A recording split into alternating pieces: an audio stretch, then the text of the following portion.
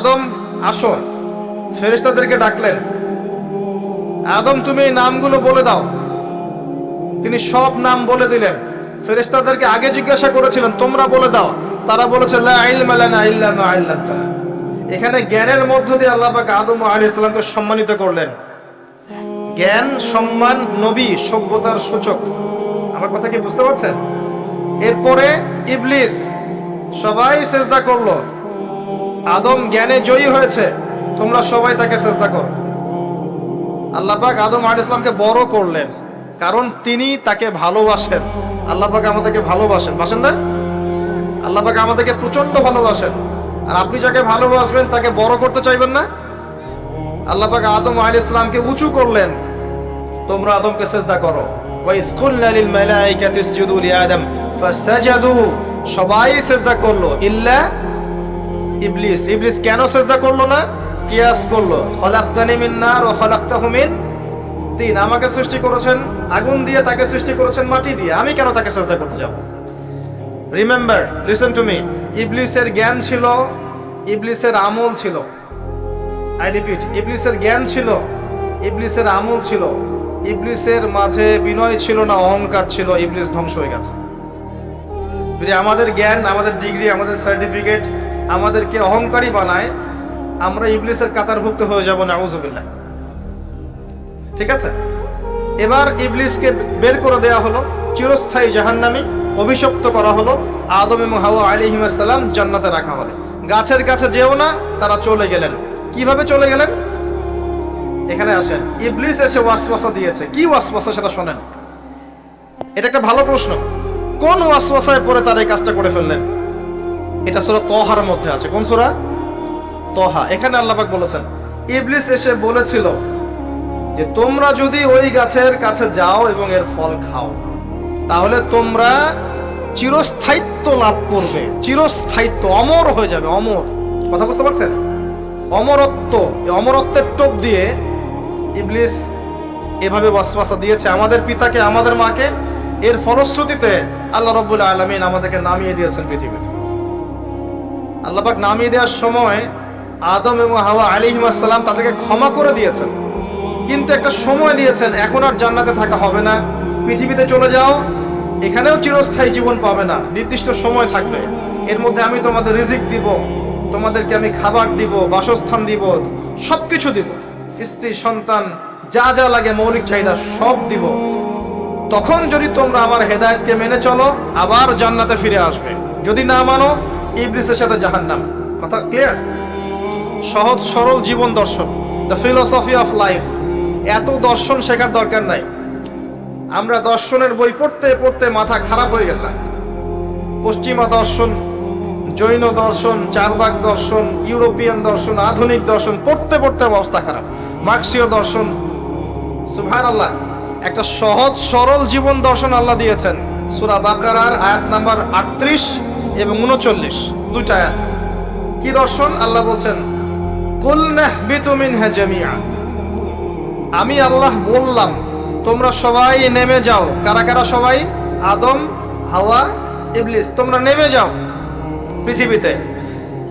ফাইম্মা ইয়াতিয়ান্নাকুম মিন্নি হুদান, তোমাদের কাছে আমার পক্ষ থেকে হেদায়েত আসবে। কি আসবে? এই যে তাওরাত, জাবুর, ইনজিল, কোরআন, আল্লাহর বাণী, ওহী, এগুলো আসবে। রাসূল আসবেন। ফামান তাবিআ হুদায়া ফালা খাউফুন আলাইহিম ওয়ালা হুম ইয়াহজানুন। যে বা যারাই আমার এই হেদায়েতকে মেনে চলবে, তাদের বিন্দু মাত্র ভয় নাই, কোনো টেনশন নাই, কোনো ভাবনা নাই। ইনশাআল্লাহ আবার জান্নাতে ফিরে আসবে ইনশাআল্লাহ। সুসংবাদ। ঠিক আছে? তারপরের আয়াত আল্লাহ পাক বলেন, ওয়াল্লাযীনা কাফারু ওয়া কাযযাবু বিআয়াতিনা। কিন্তু যারা আমার আয়াতকে মিথ্যা প্রতিপন্ন করবে এবং অস্বীকার করবে, কুফরি করবে, ফাউলাইকা আসহাবুন নার, এরা হবে জাহান্নামের অধিবাসী। কার সাথে? ইবলিসের সাথে। হুম ফিহা খালিদুন, তারা সেখানে চিরস্থায়ী হবে। সহজ সরল জীবন দর্শন, দ্য ফিলোসফি অফ লাইফ। মানলেই শান্তি, না মানলেই অশান্তি। এরপর একটা চ্যালেঞ্জ।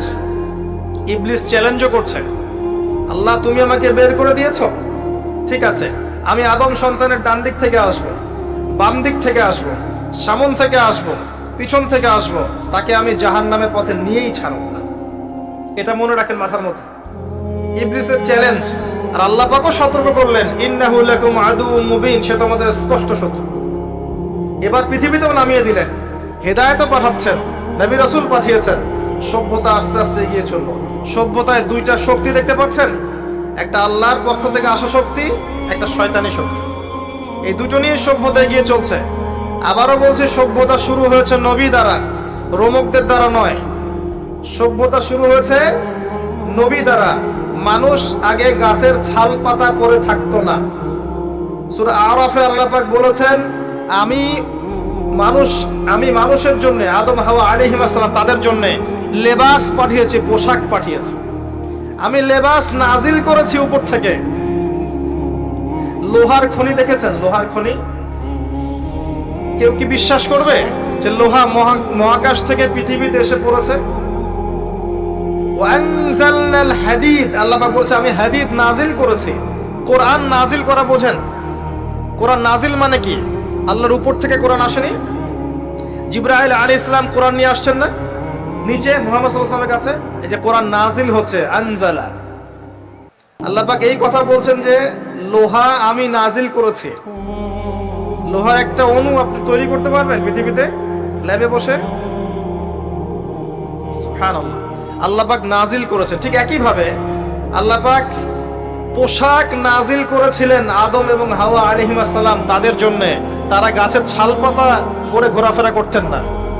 বোগাস কথাবার্তা শেখায় মানুষকে।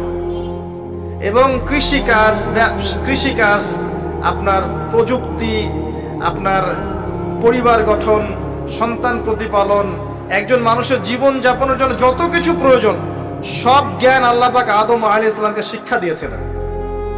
দুনিয়াতে আসার পরে যখন যেটা প্রয়োজন হয়েছে, ওহী নাজিল হয়েছে, জিবরাইল আলাইহিস সালাম তাকে শিখিয়ে দিয়েছেন। মানুষ গুহার মধ্যে ছবি এঁকে থাকতো, আর এরা বলছে আদম আলাইহিস সালাম বানর থেকে হয়েছেন। নাউযুবিল্লাহ, সুবহানাল্লাহ। এটা যারা বিশ্বাস করে তারা সরাসরি কোরআনের সাথে কুফরি করছে, স্পষ্ট কাফের। আদম আলাইহিস সালাম আল্লাহ পাক তাকে হাত দিয়ে সৃষ্টি করেছেন, নিজের হাতে সৃষ্টি করেছেন। তিনি বানর থেকে মানুষ হননি। হ্যাঁ, যারা এই মতবাদটা দিয়েছে ওরা বানর থেকে মানুষ হতে পারে, আমরা হই না।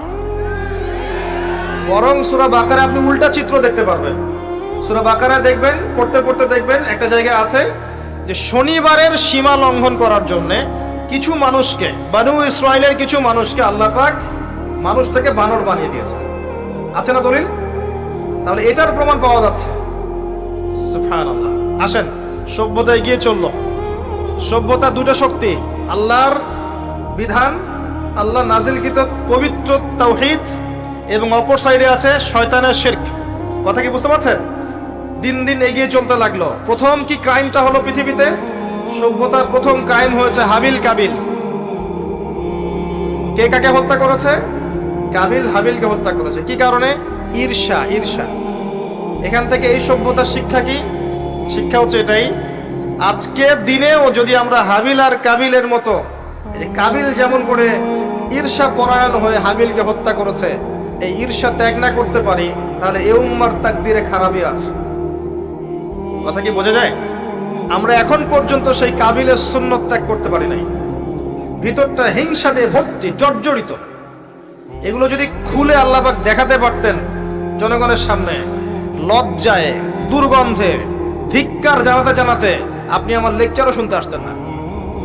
হ্যাঁ, যদি আমার কলিজাটাকে খুলে আল্লাহ পাক দেখাতেন যে দেখো এর কলিজার মধ্যে কি পরিমাণ হিংসা আছে, ঈর্ষা আছে, দুনিয়ার লোভ আছে, লালসা আছে, পরশ্রী কাতরতা আছে, দুর্গন্ধে, আপনি আমার লেকচার শুনতে আসতেন না।